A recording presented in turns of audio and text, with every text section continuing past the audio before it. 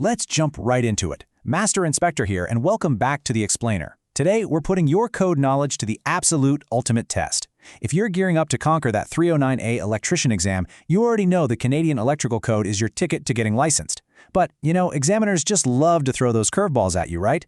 Especially when we're dealing with the really complex rules around hazardous locations. So today, we're going to look at a highly specific, kind of tricky scenario involving gasoline dispensers.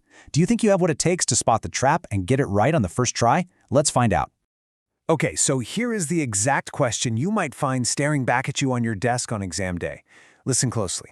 What is the hazardous area designation for wiring and equipment in which any portion is below grade under the Zone 2 area around a gasoline dispenser? Is it A, Zone 1, B, Zone 2, C, ordinary location, or D, Zone 0? Now lock your answer in your head right now. Just go with your gut, don't second-guess yourself just yet. We're dealing with hazardous, highly volatile environments here, and your understanding of these specific zone boundaries, well, that is exactly what separates a first-year apprentice from a master electrician. So, you got your answer locked in?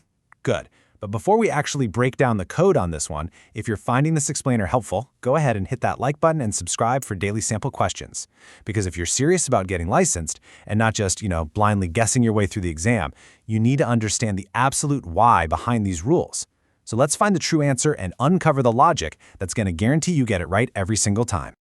To truly master the code, you actually have to understand the physical reality of the hazard itself. It's not just words on a page.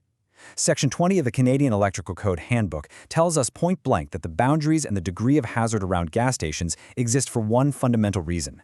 Gasoline vapors are heavier than air. Simple as that. If a spill happens while someone's refueling, those explosive vapors, they don't just magically float up and safely blow away in the breeze. No, they fall. They literally hug the ground. They actively seek out the lowest possible point in that environment. Understanding that one single physical property makes the code rule we're looking at completely intuitive. Now let's think about the stark contrast between what happens above grade versus below grade. According to Rule 20-004, the outside area within 6 meters horizontally from a gasoline dispenser and up to 450 millimeters above the driveway is classified as a Zone 2 location. Now why Zone 2? Well, because above grade, vapors can disperse a little bit easier. An explosive gas atmosphere isn't super likely to occur during normal operation, and if it does, it's only going to be there for a really short time. But below grade, man, that is a completely different story. Below grade means pits, trenches, the space directly under the concrete. Down there, those heavier-than-air vapors collect. They pool together, and they get trapped. So it goes from being a fleeting hazard to a highly concentrated, incredibly high-hazard area. So, the secret weapon in any multiple-choice exam is systematically destroying the options that are just plain wrong. Let's look at option C, ordinary location. Yeah, that's dangerously wrong. We're talking about a gasoline dispenser handling highly volatile fuel here.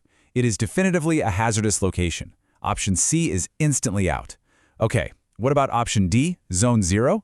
Well, Zone 0 is an extreme designation. The code defines a Zone 0 location as a place where an explosive gas atmosphere is present continuously or for long periods.